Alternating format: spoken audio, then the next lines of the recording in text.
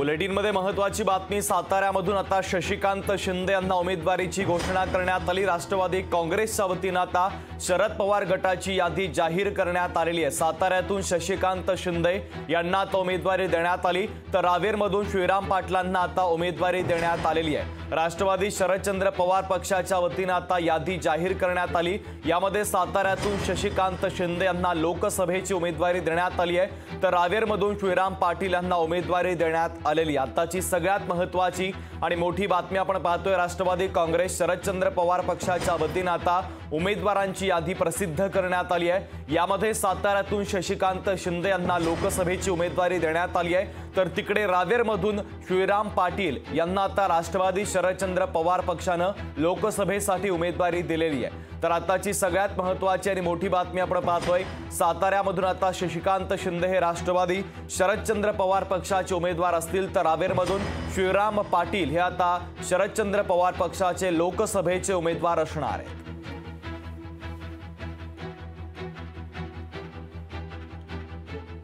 अमोल धर्माधिकारी आपले प्रतिनिधी आपल्याशी जोडले जातात, त्यांच्याकडून बातमीच्या संदर्भातले अधिकचे अपडेट घेऊयात। अमोल, साताऱ्यामधून शशिकांत शिंदे आणि रावेरमधून श्रीराम पाटलांना आता शरदचंद्र पवार पक्षाच्या वतीने उमेदवारी देण्यात आली, अधिकचे अपडेट।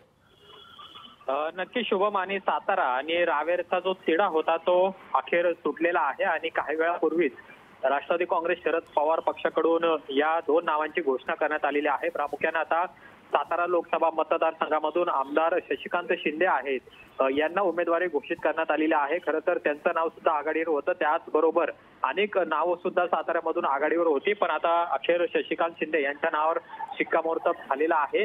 दुसरीकडे आपण पाहिलं तर रावेर लोकसभा मतदारसंघाचा सुद्धा आढावा कालच शरद पवारांनी घेतलेला होता आणि यामध्ये श्रीराम पाटील आणि रवींद्र पाटील या दोघांची नावं चर्चेत असताना श्रीराम पाटील जे नाशिकचे उद्योजक आहेत त्यांच्या उमेदवारीवरती आता शिक्कामोर्तब झालेला आहे आणि या दोन नावांची अखेर घोषणा झाली आहे। पण माढ्याचा तिढा हा अद्यापही कायम असलेला पाहायला मिळते। खरं तर 10 जागा शरद पवार पक्ष हा लढवणार आहे, त्यातल्या 9 जागांची घोषणा झाली आहे, पण माढा लोकसभा मतदारसंघात कोण उमेदवार असणार याची मात्र चर्चा अद्यापही सुरू आहे। त्याचा तिढा सुटलेला दिसत नाहीये, पण 2 जागा आता या राष्ट्रवादी काँग्रेस पक्षाकडून म्हणजे शरद पवार पक्षाकडून घोषित करण्यात आलेल्या आहेत आणि साताऱ्यामधून आता शशिकांत शिंदे यांना उमेदवारी दिल्यानंतर महायुतीचा उमेदवार नेमका कोण असतो हे सुद्धा पाहणं महत्त्वाचं आहे। काही वेळापूर्वीच या 2 नावांची घोषणा शरद पवार यांच्या पक्षाकडून करण्यात आलेली आहे। अगदी अमोल, साताऱ्यामधली लढत अत्यंत महत्त्वाची असणार आहे। आता महाविकास आघाडीच्या वतीनं अर्थातच शरदचंद्र पवार पक्षाच्या वतीनं शशिकांत शिंदे आता उमेदवार असतील, तर शशिकांत शिंदेंच्या समोर उदयनराजे भोसलेंचं आव्हान असेल का? महायुतीच्या वतीनं उदयनराजे भोसले उमेदवार असतील का?